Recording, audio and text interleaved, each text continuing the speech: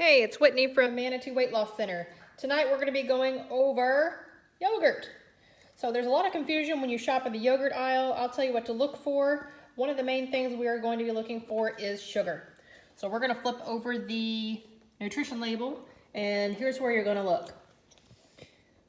Right down here under carbohydrates, you've got dietary fiber, total sugars, and then another line that says includes 0 grams of added sugars. That's what we want. We want something that says 0 added sugars.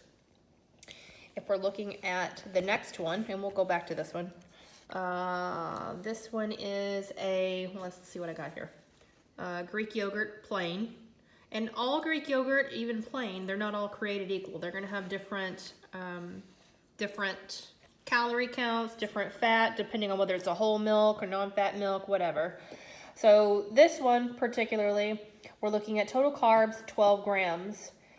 Under sugars, it's 5 grams. Now we want to know whether that is added sugars or is that naturally occurring sugars from milk products.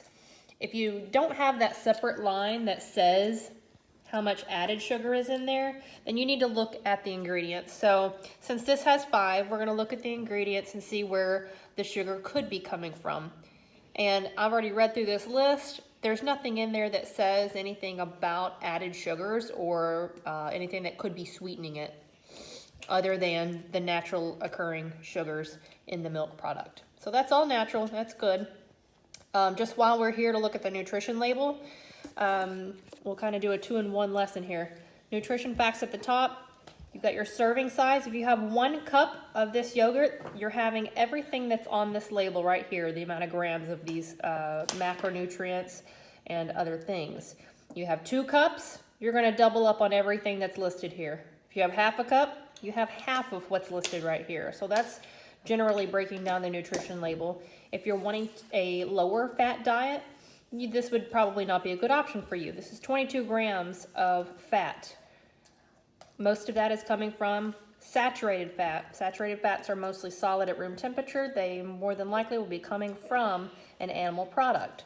If you see something that's above 20%, something that you want to stay away from or watch, then that would be one to stay away from, okay? But going back down to the sugars, you're good to go here. Those are all naturally occurring sugars, and you got a good amount of protein per cup in that. One other option is a flavored yogurt. This is a yogurt that I recommend to most of my patients because it is very low in calories. It's low in fat. There's 0 added sugars. There's 0 artificial sweeteners. And so generally it's just a really good source of protein while tasting good. So let's look at the label here. Look under total carbs on the right. You've got 3 grams of fiber, which is great.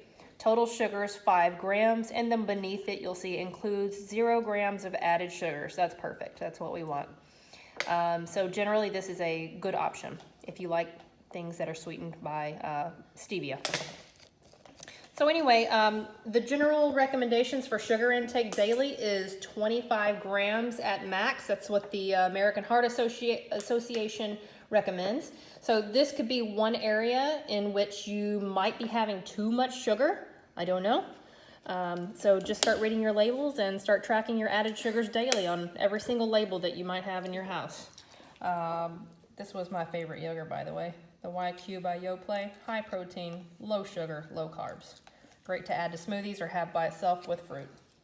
All right, thank you.